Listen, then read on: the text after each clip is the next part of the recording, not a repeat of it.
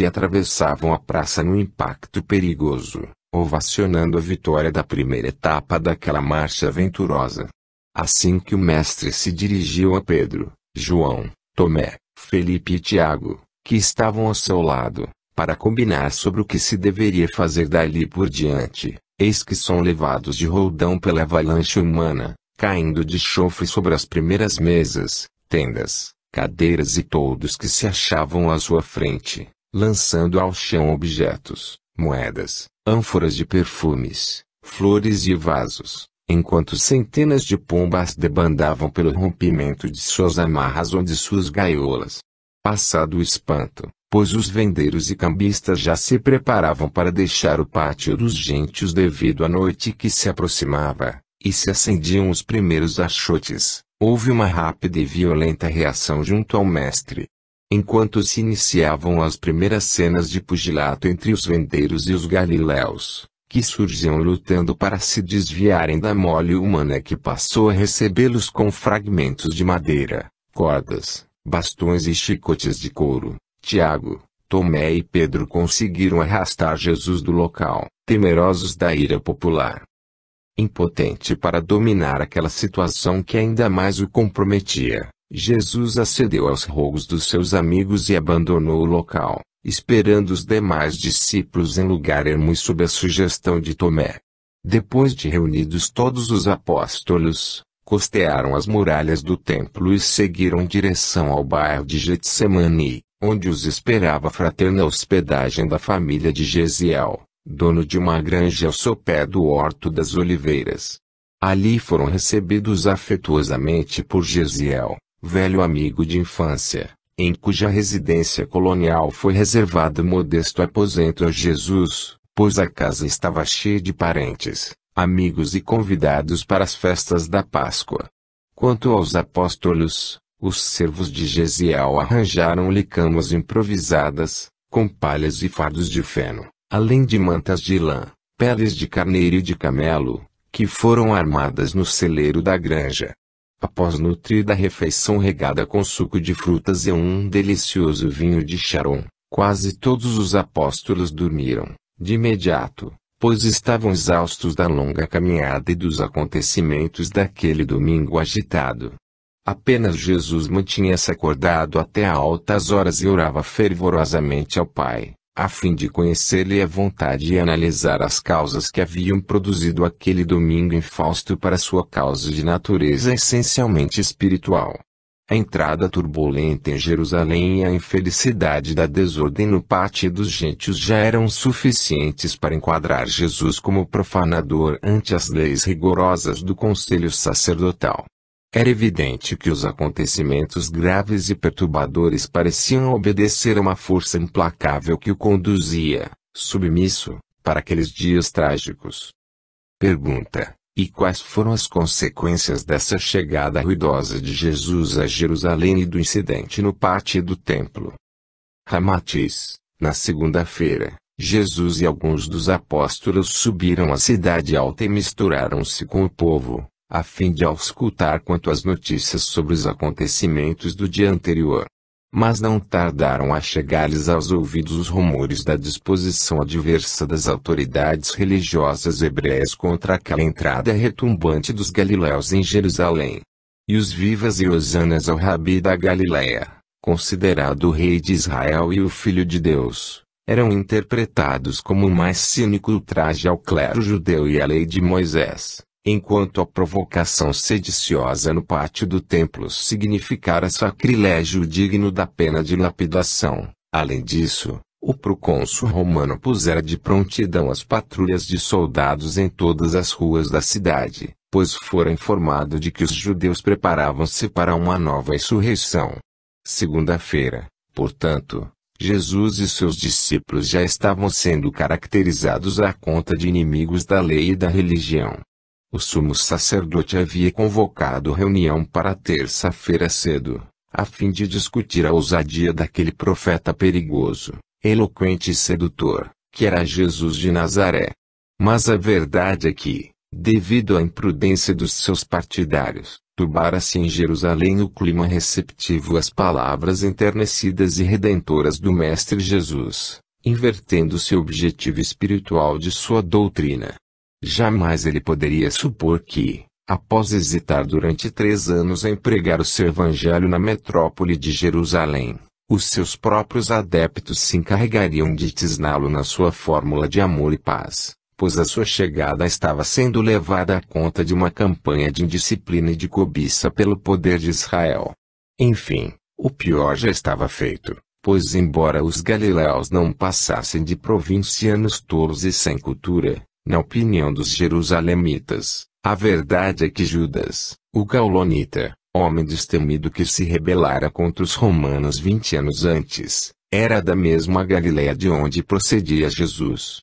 Consequentemente, os galileus eram primitivos, mas ousados, ingênuos, mas decididos, o que jamais poderia passar despercebido aos astutos sacerdotes de Jerusalém. E alguns deles desforravam-se dizendo que o Mestre, Jesus demoliria o templo e o reconstruiria em 3 dias, o que significava uma das mais graves blasfêmias contra o sentimento religioso amparado pelo clero judeu. É certo que ainda não havia ocorrido acontecimentos graves e subversivos ou mesmo derramamento de sangue pelos acompanhantes de Jesus, conforme sucedera na rebelião de Judas, o gaulonita, responsável pela morte de muitos romanos e pela terrível crucificação dos seus sequazes nos campos da Galiléia. Mas as autoridades de Jerusalém consideravam ostensiva e sediciosa a marcha dos galileus aos vivas e aclamações ao Rei de Israel e Filho de Deus, além da desordem e dos prejuízos que se verificaram no pátio dos gentios, no templo, onde alguns arruaceiros participantes do movimento cristão se haviam aproveitado da situação para cometerem depredações e furtos. Ademais, Jesus não ignorava que todos esses acontecimentos seriam deturpados pelos seus adversários, para enquadrá-los sob as leis punitivas da Judéia e mesmo de Roma. Pergunta: e que aconteceu, a partir de terça-feira, com Jesus e seus apóstolos? Ramatiz, em companhia de Pedro e João, o Mestre transitou entre a multidão no centro de Jerusalém, visitou a praça do mercado, localizou as sinagogas e lugares onde ainda alimentava esperanças de pregar o Evangelho àquele povo excessivamente apegado aos apetrechos do mundo e muitíssimo esquecido das realizações do Espírito Eterno. Pretendia iniciar suas pregações com toda moderação e tolerância, sem ferir ninguém, manter o respeito ao sacerdócio organizado e à lei de Moisés. Mais tarde, quando já estivessem familiarizados com suas ideias de libertação espiritual, então procuraria chamá-los à razão, estigmatizando os pecados que escravizam o espírito e a animalidade. Aliás, não pretendia modificar o mundo, mas apenas o homem.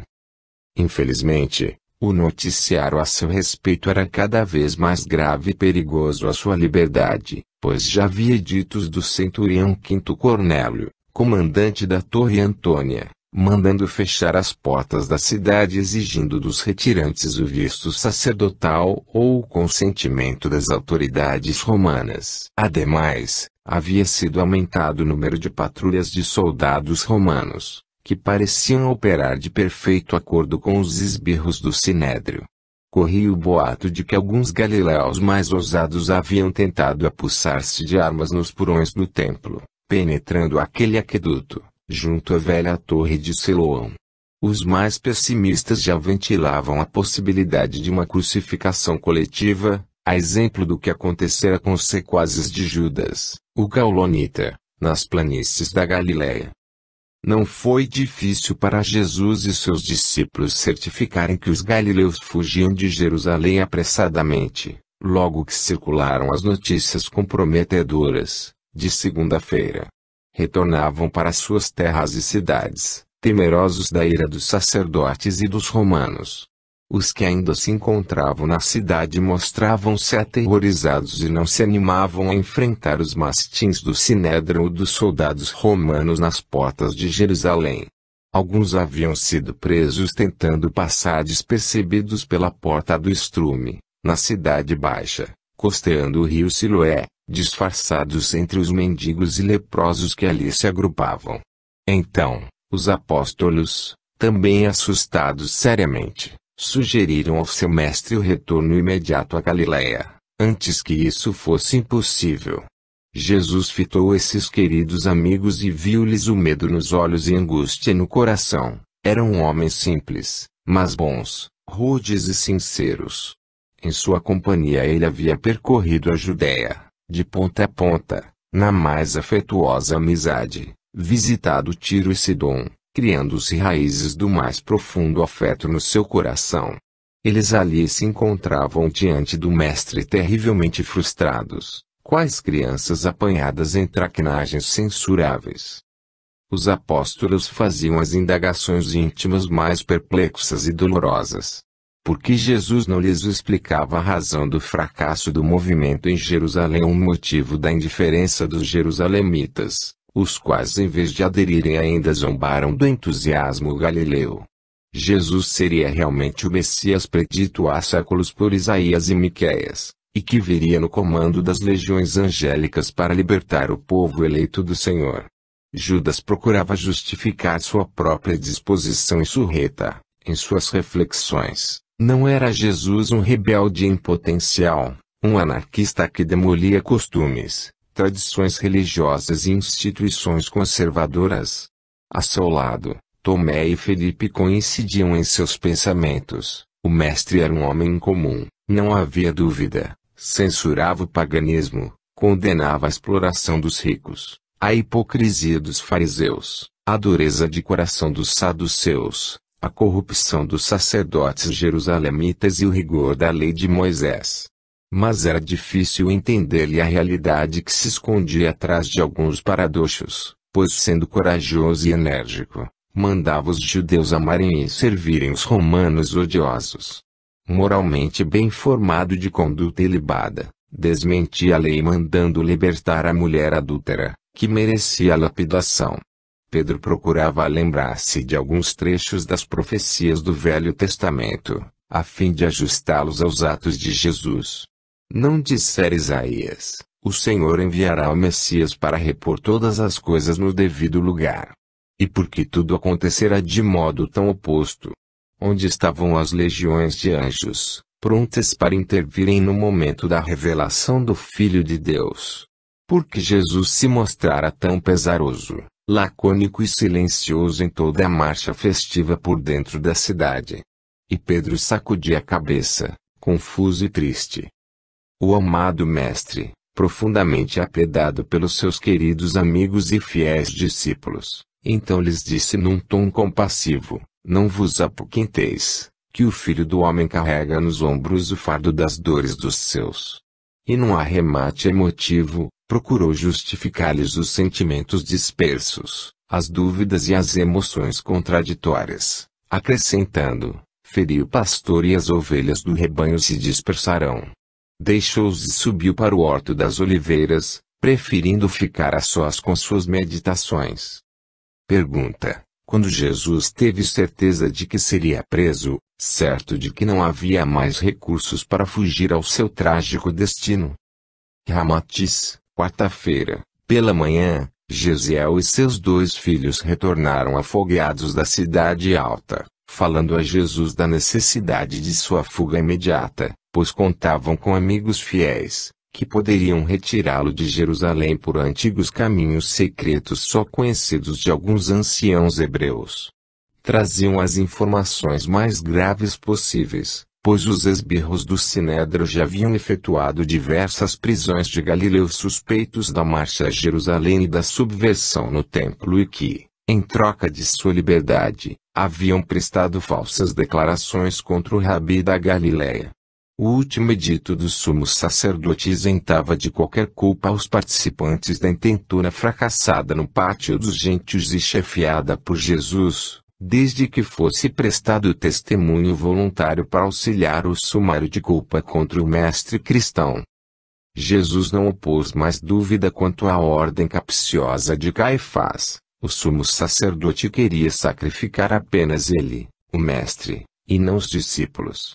Destruída a coluna vertebral do movimento cristão, Era óbvio que os seus asseclas se dispersariam, atemorizados, extinguindo-se aquela campanha sistemática contra os ricos, os poderosos e os sacerdotes jerusalemitas. Mas a notícia não atemorizou Jesus, pois trouxe-lhe o benfazejo alívio à sua alma e até foi venturosa, ao verificar que ainda poderia salvar os seus discípulos tão aterrorizados e aflitos para retornarem à sua terra e aos seus familiares. Doravante, ele faria questão de ser o único e exclusivo responsável por aquela imprudência considerada insurreta em Jerusalém, e jamais moveria um fio de cabelo para isentar-se perante a lei judaica, e que no seu caso poderia ser punido com a lapidação. Por isso, na quinta-feira, ao retirar-se para sua costumeira meditação no Horto das Oliveiras, e tendo deliberado entregar-se resignadamente à justiça como o verdadeiro culpado de todos os acontecimentos considerados sediciosos, Jesus achou que isso poderia escandalizar os seus discípulos, dizendo-lhes então por advertência: a todos vós serei esta noite um motivo de escândalo. Pergunta: mas os partidários de Jesus teriam realmente cogitado de uma subversão ao organizarem a marcha a Jerusalém, ou os maus resultados foram apenas fruto de sua imprudência?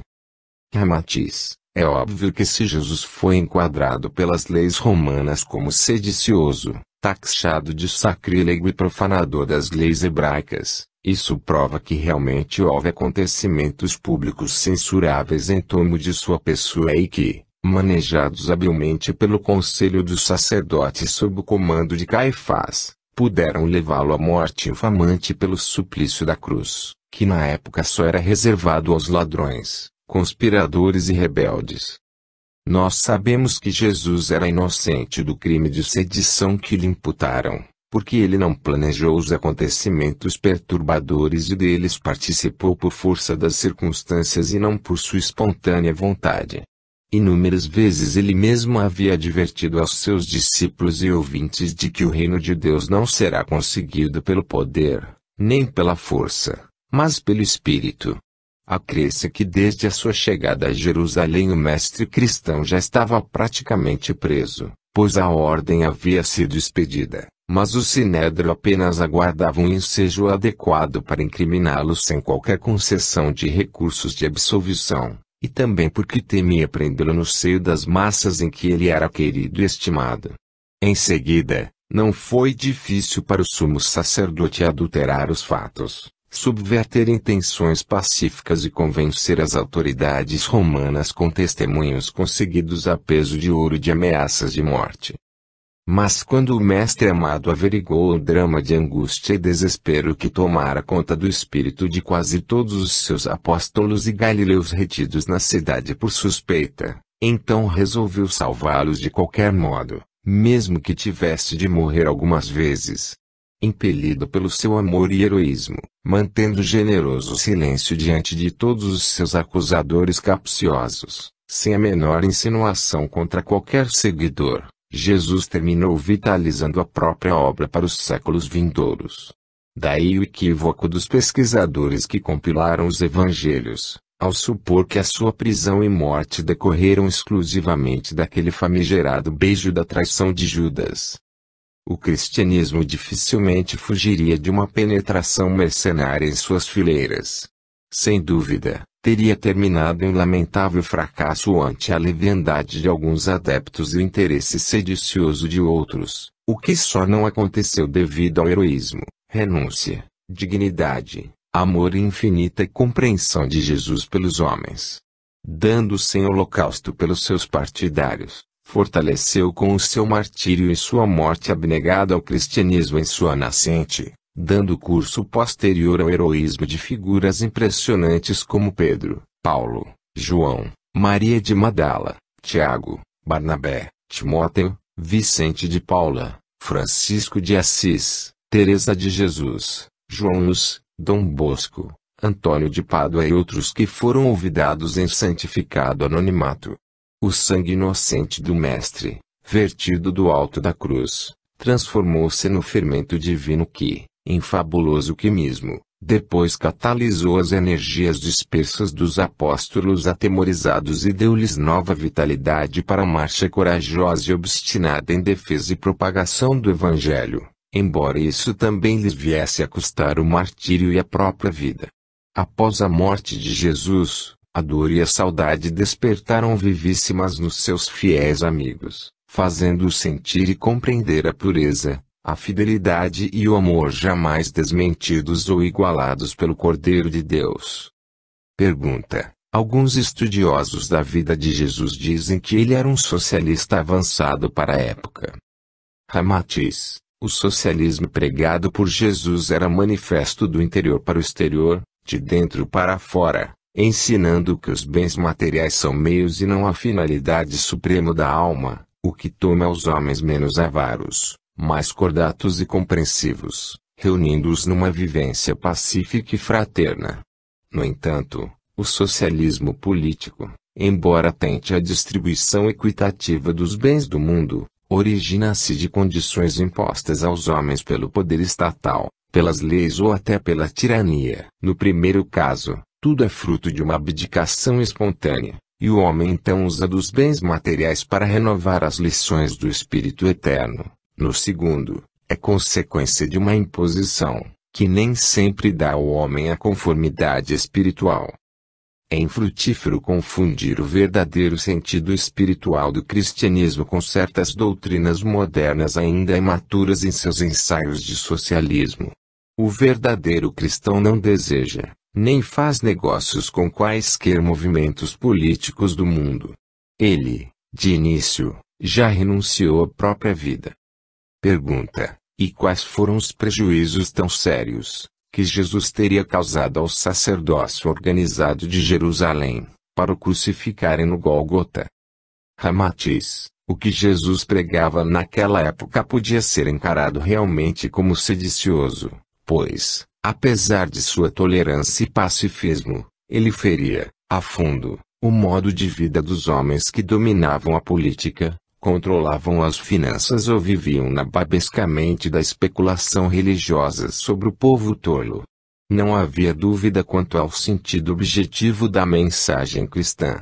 O ousado profeta de Nazaré censurava os fartos, os displicentes, os gananciosos, enfim, os vampiros da miserabilidade humana, próprios de todos os tempos.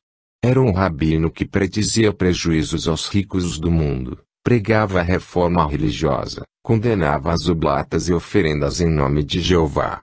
Como chefe dos galileus empobrecidos, ele pretendia impor um reino de Deus para os aflitos, enfermos, deserdados e simples, o que implicava na eliminação dos exploradores, astuciosos, afortunados e gozadores.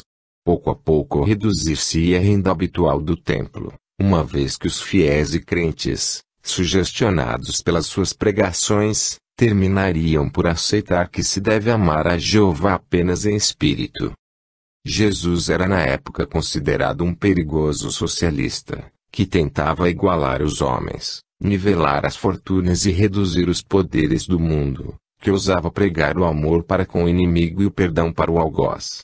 Era um líder poderoso, excêntrico e ao mesmo tempo humilde. Galvanizava os ouvintes pelos seus planos corajosos, pregando a reforma do mundo material, mas, em seguida, advertia que o seu reino não era deste mundo.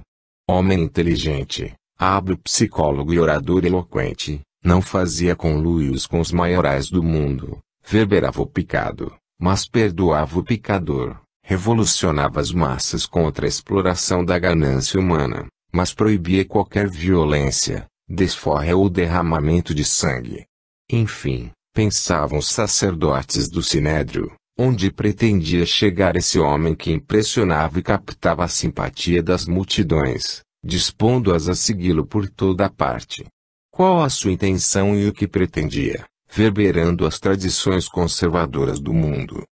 A verdade é que quando o corpo de Jesus estremeceu na cruz, algumas cortinas de seda se fecharam apressadamente para o drama do Calvário, o qual, na verdade, fora planejado sobre o luxo dos tapetes de veludo e ante o tilintar de taças de cristal. Jesus, homem perigoso e portador de ideias socialistas avançadas, havia sido finalmente eliminado do cenário terreno, cuja presença destemida e honesta era incomodativa e prejudicial aos interesses dos fartos, avarentos e exploradores da miséria humana. Homens venderam-se a peso de ouro e ajudaram a enquadrar o meigo rabino sob a punição severa das leis romanas. A claque da morte foi arranjada às pressas para gritar diante do pretório: crucificai, crucificai. Muitos adeptos pusilânimes, que o haviam acompanhado na marcha sobre Jerusalém e na avalanche no pátio do templo, temerosos de represálias dos romanos, eram depois os mais entusiastas pela crucificação, a fim de eliminar o perigoso testemunho de Jesus contra suas próprias fraquezas. Pergunta: e que dizeis da última ceia de Jesus com os seus apóstolos? Realmente aconteceu tudo como explicam os evangelistas? Ramatiz: a tradicional Santa Ceia comemorada pela Igreja Católica Romana, em verdade, precedia a cerimônia do lava-pés, habitualmente realizada na sexta-feira, chamada véspera do grande sábado da Páscoa. Era costume tradicional reunirem-se as famílias para essa refeição fraterna, onde se faziam promessas de vida feliz e em comum para o futuro. Nas famílias mais ricas trocavam-se presentes entre os membros da casa ou parentes de fora. Assim, Jesus a instituiu também com os seus apóstolos, pois os considerava sua família itinerante, os seus verdadeiros parentes escolhidos pelo Senhor. Desejando torná-la mais expressiva, decidiu harmonizar a cerimônia da ceia da Páscoa com o lava-pés, que já era um culto ideado por João Batista, com a finalidade de congraçamento entre os discípulos e os seus rabis ou mestres. Em virtude do mestre ter antecipado a cerimônia do lava-pés para a noite de quarta-feira, pois estava certo de ser preso de um momento para outro, então ambas as cerimônias foram feitas na mesma ocasião. Ao entardecer, os discípulos reuniram-se no aposento mais espaçoso da residência de Gesiel, o qual comemoraria sua ceia de Páscoa no dia seguinte, quinta-feira, o dia exato. Após as orações e os cânticos de hinos, que eram motivos de alta espiritualidade no movimento cristão, os servos de Gesiel serviam a ceia frugal de Páscoa, com a prodigalidade dos tradicionais pães asmos e o vinho tinto, que Jesus abençoou como era de praxe. Em seguida, aproveitou aquele momento tão expressivo para dirigir-se aos discípulos, referindo-se a motivos íntimos e saudosos. Em linguagem clara, simples e de profunda exatidão, que difere muito dos relatos empolados de certas passagens dos evangelistas, o Mestre Jesus assim resumiu o seu pensamento a todos: rendo graças ao Pai que me permite estar ainda convosco nesta festividade da Páscoa, pois sei pela voz do Espírito que não tarda a se iniciar a minha paixão. Não tomarei mais a comer convosco nem me será dado a beber do próximo vinho. No entanto, cumprida será a vontade de meu Pai que está nos céus, pois minha hora é chegada, mas eu vos precederei na Galileia e vos esperarei no reino de Deus.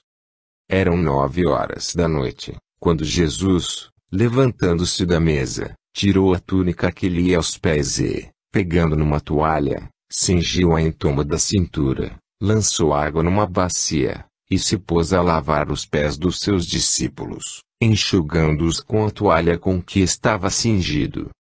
Pergunta: e que nos dizes quanto à significação da cerimônia do lavar-pés, tradicionalmente consagrada pela Igreja Católica Romana na Semana Santa? Há algum fundamento em tal consagração? Ramatiz: João Batista, o profeta solitário, havia instituído algumas cerimônias com a finalidade de incentivar certas forças psíquicas nos seus adeptos através da concentração ou reflexão espiritual.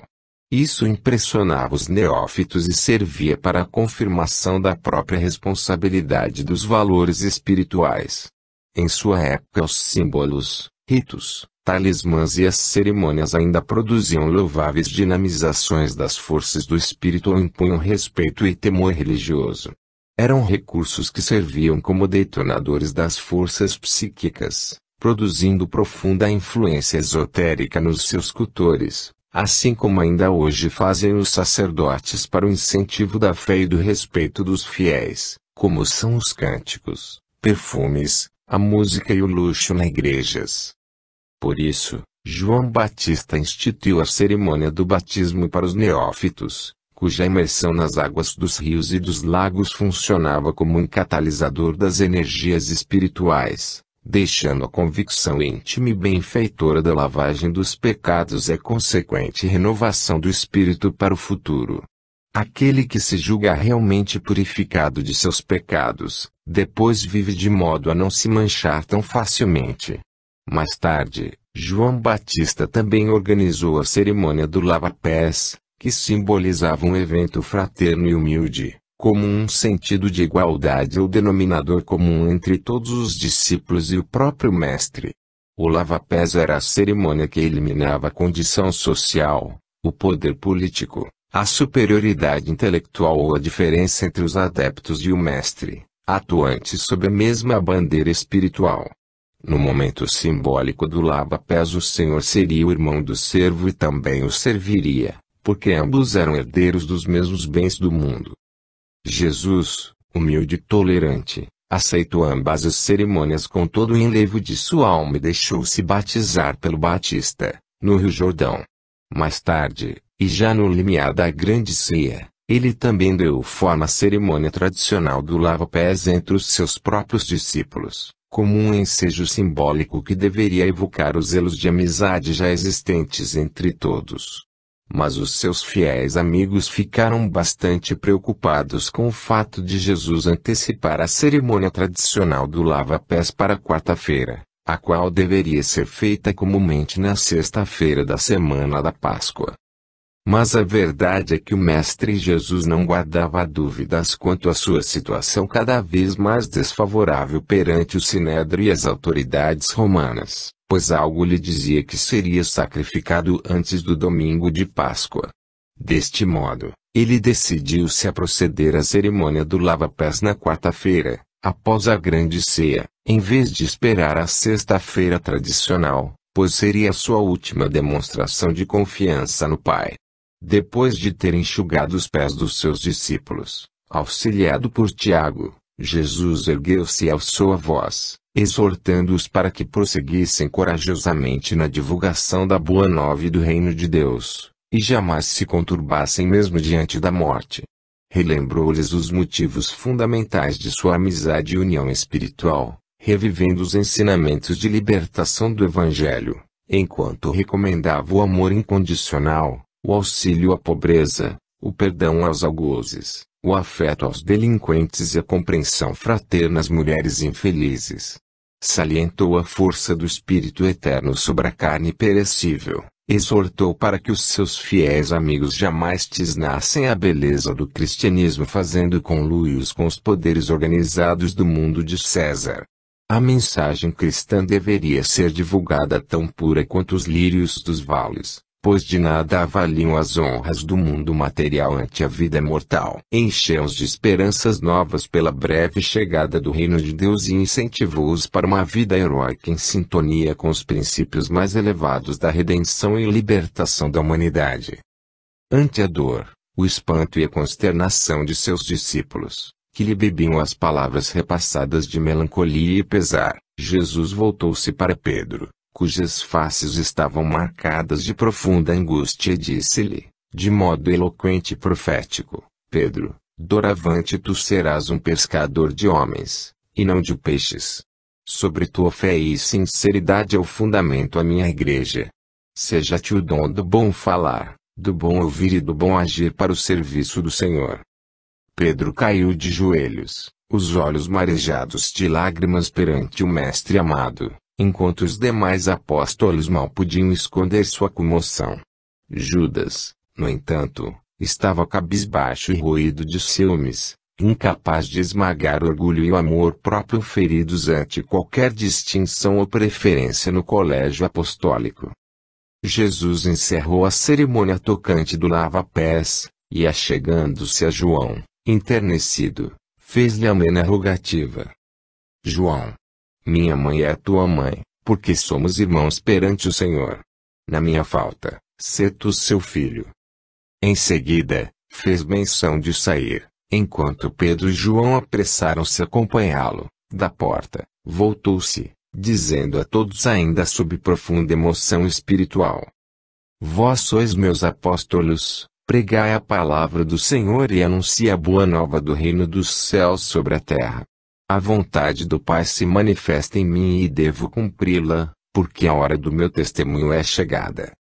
Ante a emoção dolorosa que anuviou o coração de todos os discípulos, pela primeira vez denominados os seus apóstolos, Jesus afastou a cortina e o seu vulto majestoso desapareceu nas sombras da noite estrelada, envolto pela brisa perfumada do jardim de Getsemane.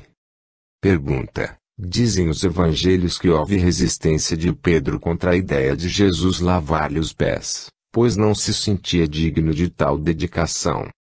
Ramatiz, tratava-se de uma cerimônia habitual entre Jesus e seus discípulos desde o tempo de João Batista, por isso, não havia motivo para a recusa de Pedro. Em verdade, durante o momento do lava-pés o mestre o fazia a cada discípulo, explicando-lhes as razões do ato e o que significava o seu simbolismo para o futuro. E o próprio Jesus, repetindo a indagação de todos os anos, após a cerimônia, assim se expressa aos discípulos, dizendo: sabeis o que vos fiz? E conforme narram os evangelistas, eis o seu pensamento a respeito do lava-pés: desde que vós me considerais o Mestre e Senhor, e eu assim o aceito e vos lavo os pés, deveis vós também lavar os pés uns aos outros, porque eu vos dei o exemplo, e assim o fareis aos vossos discípulos quando vos fizer mestres. Perante o Pai, o mestre não é maior do que o servo, nem o servo é maior do que o mestre. Aquele que lava os pés do discípulo ou do servo é então grande perante o Pai, porque por si mesmo se faz o menor.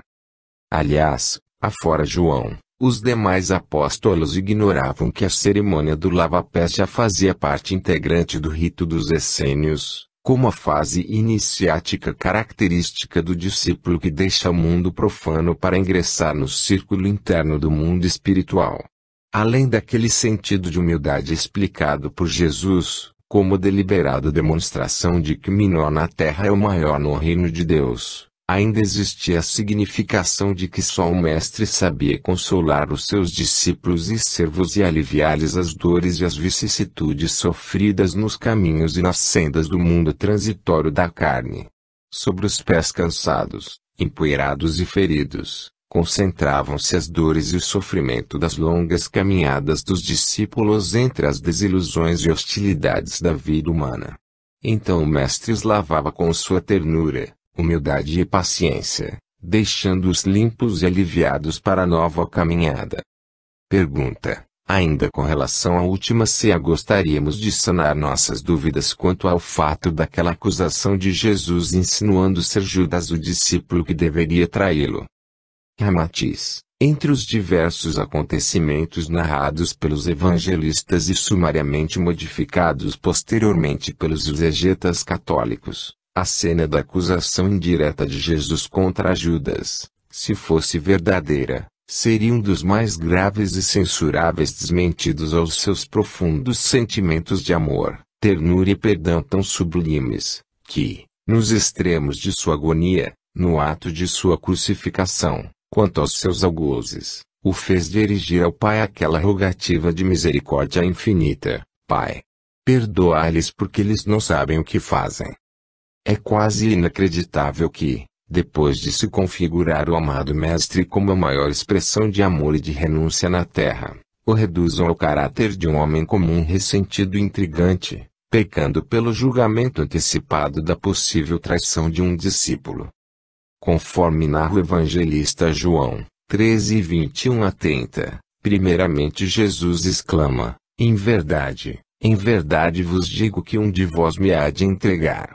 Após os apóstolos recuperarem-se da angústia daquela acusação velada e, em seguida as indagações aflitivas de Pedro e João, eis que o Mestre, num gesto de delator vingativo responde: é aquele, o traidor, a quem eu der o pão molhado.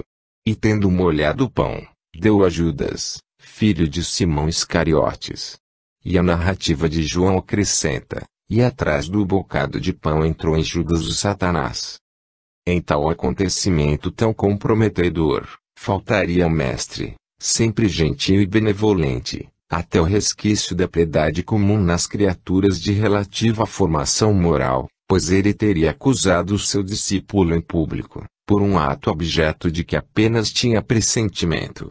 Mateus 26, 21 a 25, não descreve a cena do pão molhado entregue a Judas como libelo acusador, mas ainda é mais chocante contra a linhagem angélica do mestre, pondo-lhe nos lábios as seguintes palavras acusatórias e da maldição: o Filho do Homem vai, certamente, como está escrito dele, mas aí daquele homem por cuja intervenção há de ser entregue o Filho do Homem, melhor fora tal homem não haver nascido.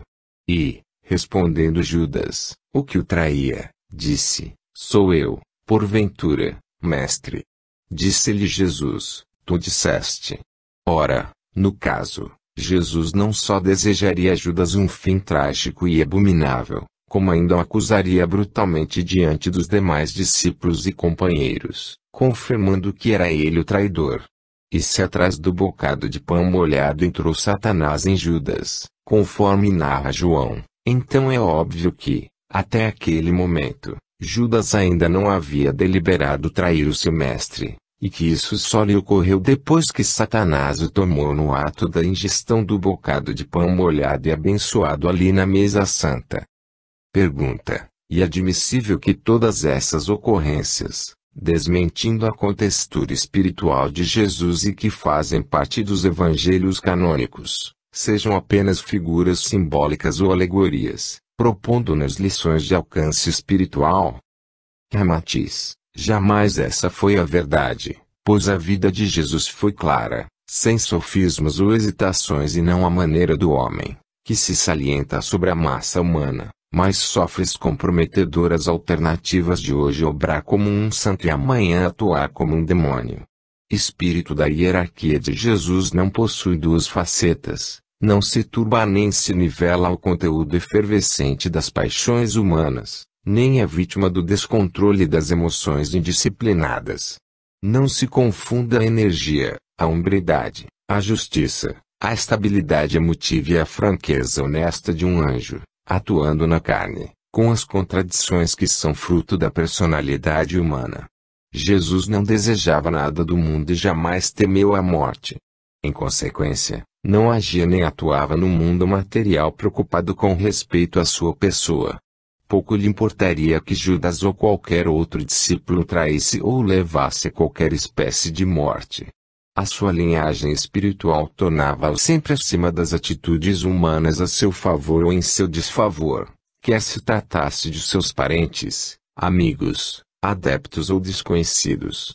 Se existem homens inferiores ao Mestre amado, que não se tornam melhores com o elogio, nem ficam piores com a censura, o que não seria Jesus, diante da fraqueza de um discípulo que já vivia perturbado pelas suas próprias emoções descontroladas e pelos ciúmes infundados.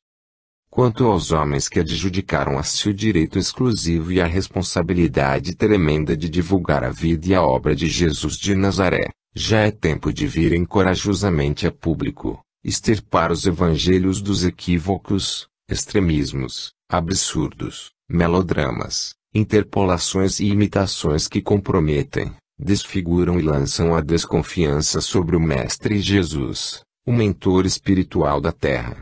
Mesmo porque é fácil o encontrarmos definido através de suas próprias palavras de sentido biográfico, quando falou assim: vinde a mim, todos vós que estáis aflitos e sobrecarregados, que eu vos aliviarei. Tomai sobre vós o meu jugo e aprendei comigo, que sou brando e humilde de coração, e achareis repouso para vossas almas, pois suave é o meu jugo e leve o meu fardo. Capítulo 29. A prisão e o julgamento de Jesus. Pergunta: em face da ligação histórica do Horto das Oliveiras à vida de Jesus, poderíeis dar-nos algumas particularidades a esse respeito? Ramatiz: o Horto das Oliveiras, também conhecido como o Bosque das Oliveiras ou Jardim de Getsemane, em Jerusalém. Era um pequeno estabelecimento agrícola, onde se faziam as plantações experimentais dos mais variados tipos de flores e vegetais para o consumo caseiro e aplicações terapêuticas, além do cultivo de especiarias para o condimento industrial e consumo caseiro. Ali se desenvolviam sementes, mudas e espécies de vegetais provindos de quase todas as partes do mundo, desde Ceilão, Egito, Armênia, Pérsia, Índia, Gália, Síria, Grécia e até de Roma. Mas a espécie mais cultivada era a oliveira, que produzia oliva ou azeitona, da qual se extraía o azeite de oliva pelo processo das prensas primitivas. As oliveiras davam bom resultado para os arrendatários do horto de Getsemane, e que na época de Jesus era tributo da família de Gesiel, seus conterrâneos e velhos amigos da Galiléia. Ambas as encostas do horto eram cobertas de um pequeno bosque dessas árvores, de sombra agradável a muitos forasteiros que acampavam pelas suas imediações. Desde a granja, distante um tiro de pedra da entrada do bosque, todo o terreno disponível estava crivado de caminhos e canteiros, onde desabrochavam mudas e sementes de flores e vegetais, separadas das especiarias picantes, aromáticas e amargosas. A partir do sopé do Jardim das Oliveiras, do lado oposto de Jerusalém, nascia o Vale de Cedron, para onde corria o sangue dos animais sacrificados no templo, em direção ao rio Siloé, através de valas repugnantes. O terreno era fértil e de bom adubo para os canteiros muito bem cuidados pelos servos de Gesiel, que os faziam quase ao sopé do horto. Ali semeavam-se e cultivavam-se as flores mais preferidas pela aristocracia judaica e romana, assim como as espécies destinadas para as oferendas do templo. Cresciam ranúnculos, lírios do vale, íris violáceos e íris de açafrão, papoulas como cálices de fogo vivo, jacintos azuis e sonhadores, pendendo de formosos cachos, cravos vermelhos como rubis e brancos como o linho de Tiro, narcisos do brejo nutridos pelo lodo do Jordão ou do campo, brotados sob o afago da paz e da vitalidade do sol. As azáleas coloridas, procedentes da China, pintalgavam os canteiros de belos matizes em afrontosa promiscuidade com os jasmins azuis, amarelos ou róseos, que exudavam um perfume embriagante. Na ala que se inclinava formando a encosta das oliveiras voltadas para Jerusalém, alinhavam-se os canteiros de especiarias repletos de sementeiras, plantas, bulbos, palmas, gavinhas, hastes e cipós estranhos. Havia arbustos de açafrão de sementes da Índia, de 1 metro de altura, num tom amarelo citrino ou vermelho púrpura, abrindo-se em folhas compridas e arroxeadas, aconselhadas para os males da asma, melancolia ou histeria, a hortelã da Grécia, de sabor apimentado, própria para acalmar os vermes, ou de cheiro, trazida da Gália longínqua, e que fornecia medicação para o estômago, o cérebro e o coração. À distância, recendia a fortidão do caminho da Armênia, da Índia mesmo de Roma tão odiada. Aqui, dominava a fazema cheirosa, ali, a noz moscada ou a canela de Ceilão, acolá. Dedos de vegetais retorcidos exalavam o aroma do gengibre picante. Eram perfumes doces, cheiros fortes e excitantes, que se misturavam aos sabores agrestes e amargosos, acasalando-se ao odor estranho da pimenta da Índia e o aroma atraente, mas queimante, da pimenta negra da Pérsia. Do cimo do Jardim das Oliveiras podia-se ver o rio Jordão coleando como preguiçosa serpente prateada entre o verde claro e macio da planície. À distância repousava o mar morto emoldurado pelas colinas da Galiléia ou cintilavam os lagos beijados pelo sol caricioso. Entre as flores formosas e os canteiros de especiarias exóticas e odorantes, Jesus descansou seus últimos dias do mundo, quer preparando-se para o arremate trágico e messiânico de sua obra, como a despedir-se da própria natureza que ele tanto amou.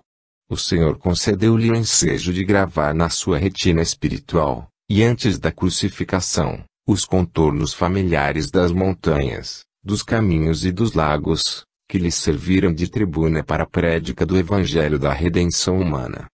Pergunta: como se sucederam os últimos dias de Jesus no Jardim das Oliveiras? Quais as semelhanças com a narrativa dos evangelistas? Ramatiz: na quinta-feira, Jesus foi beneficiado com a presença de alguns amigos fiéis, que o visitaram apreensivos e pesarosos pelo que poderia lhe acontecer de grave, pois as notícias na cidade eram desagradáveis. Entre eles vieram Simão de Betânia e o seu parente Eleazar, mensageiros fraternos de Maria Sara, Maria de Magdala, Verônica, Joana, Salomé e outras mulheres que desejavam visitá-lo no seu retiro de Getsemane, ansiosas para acalmarem seus corações aflitos ante os boatos assustadores. O mestre então pediu a Simão para explicar que ele se retraía a qualquer contato muito emotivo e sentimental, pois sentia-se debilitado em suas forças psíquicas e se preparava para os acontecimentos vindouros. Simão procurou animá-lo com argumentos otimistas, mas Jesus insistiu que a sua hora era chegada, pois em breve seria levado diante do Tribunal da Justiça do mundo para dar testemunho de sua vida e confirmação de sua obra pela salvação da humanidade. Recomendava lembranças a Marta, fiel e querida companheira que se achava gravemente enferma em Betânia, despedia-se de todos os amigos por intermédio de Simão e predizia um feliz encontro para mais tarde no reino de Deus. Simão tinha os olhos rasos de lágrimas fitando Jesus com pesarosa ternura, pois bebia-lhe os gestos e as palavras. Era criatura de coração magnânimo e de elevada condição espiritual, certo de que se despedia para sempre do seu benfeitor e generoso amigo. Jesus não quis prolongar aquele encontro terno e pesaroso. Enlaçou afetuosamente Simão e Eleazar e puseram-se a caminhar em direção ao portão da granja, o qual se abria para os lados do vale de Cedron. Após sentidos abraços de que também participaram Pedro, João, Tiago e Tomé, então separaram-se os velhos amigos de Betânia. Ao longe, Simão e Eleazar ainda acenaram mais uma vez e depois desapareceram rumo a Jerusalém. À tarde, inesperadamente, chegaram Nicodemos e José de Arimateia, cujas fisionomias preocupadas revelavam más notícias. Sem esconderem o seu estado aflitivo, comunicaram ao mestre que a sua prisão estava por horas e se até o momento não o haviam prendido, fora devido ao receio do sumo sacerdote, que temia a reação pública da multidão, que muito o estimava.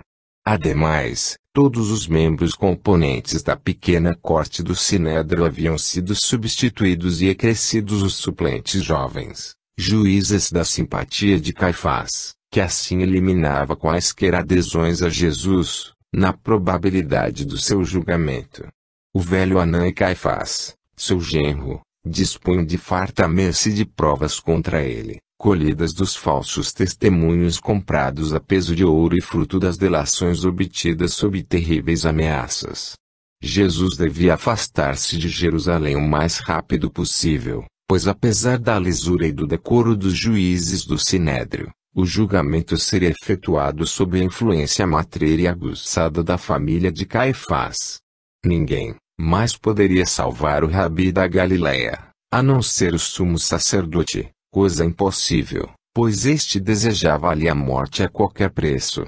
Fontes oficiais haviam informado que Pôncio Pilatos já estava se convencendo de que o fracassado movimento sedicioso dos galileus teria sido contra as autoridades romanas. Jesus ouviu as trágicas notícias de José e Nicodemos, ambos juízes íntegros do Sinédrio, que lamentavam a impossibilidade de votar, e agradeceu pelo seu afetuoso interesse. Sem demonstrar qualquer pesar ou ressentimento por aqueles que o queriam matar, exclamou numa voz terna e de compreensivo perdão: obrigado, amigos meus. Não temo a morte, nem como ela me venha, porque vejo que passarão os homens, mas as minhas palavras permanecerão. É preciso que o Filho do Homem dê o sangue pela salvação do próprio homem, que a submissão à morte seja o preço e a força da própria vida, pois a luz do Espírito ilumina a sombra do corpo. minha hora é chegada pela vontade do Pai que está nos céus, mas não se fará pela obstinação dos homens. Súbito, cerrou de falar, como se ouvisse algo do imponderável. Nicodemos e José de Arimateia baixaram os olhos para o solo ante aquele silêncio respeitoso. Em seguida, numa decisão em que não pôde esconder a dor pungente da despedida, Jesus arrematou: ainda que vos separeis de mim pela carne, eu permanecerei convosco em espírito, porque o templo do Senhor estará por toda a terra e o seu altar em todos os corações. Quando qualquer um de vós me buscar, eu ali estarei, porque eu vou em nome de meu Pai e em seu nome eu voltarei. Aconchegaram-se ao portão da granja, enquanto os demais apóstolos ficavam à distância, e ali se abraçaram na mais terna despedida entre corações amigos. Pergunta: qual é a realidade dos momentos aflitivos de Jesus, no Horto das Oliveiras, segundo os relatos dos evangelistas? Ramatiz: quando Jesus foi crucificado, a sua auréola messiânica quase apagou-se, pois naqueles dias trágicos sumiram-se parentes, amigos e discípulos, ante o terror de serem crucificados. Mas, à medida que foram decorrendo os dias, a figura do Mestre amado foi se avultando, emergindo do seu martírio, assim como a planta renasce das próprias raízes depois de cortada. Em breve, sua vida e sua morte eram motivos que centralizavam os sonhos de seus adeptos e amigos, fazendo-os cultuar-lhe a memória consagrada pelas bênçãos dos seus ensinos e fidelidade de suas ideias. Os compiladores dos evangelhos, segundo os apóstolos, então cercaram-lhe a personalidade de reformador moral e religioso, de fatos e acontecimentos melodramáticos, além dos prodígios para adaptarem sua vida às predições exaltadas do Velho Testamento. Reviram-lhe a vida e o que era singelo se tornou atiloquente, o natural, humano e lógico transformou-se em cenas milagreiras, divinas e insensatas. Acrescentaram à vida de Jesus tanto os sentimentalismos humanos infantis, como as suas concepções fantasistas e a crença no miraculoso. Criaram um mito e eliminaram o homem, fizeram um Deus e o distanciaram da humanidade. No Horto das Oliveiras, o Mestre amado realmente viveu seus últimos instantes de liberdade física no mundo e as angústias de um espírito que se elegia para o holocausto em favor do gênero humano, mas ainda temia não poder cumpri-lo de modo a afirmar as bases sólidas de sua doutrina. Em verdade, ali ocorreram fenômenos de alta excelsitude com respeito a Jesus, dos quais ele saiu combalido e mal suportando o desgaste humano. Pergunta: podeis dizer-nos o que ocorreu na quinta-feira a Jesus e seus apóstolos?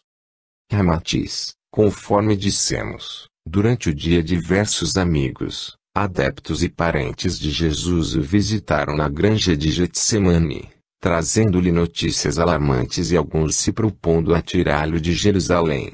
Após a oração das 6 horas e frugal refeição, em que Jesus mal tocou nos alimentos, ele deliberou subir ao cimo do horto e de lá usufruir um pouco da beleza da noite estrelada, que chegava silenciosamente. Estava quente e um forte mormaço prenunciava chuva para a madrugada. Os apóstolos, além de aflitos e atemorizados, estavam cansados.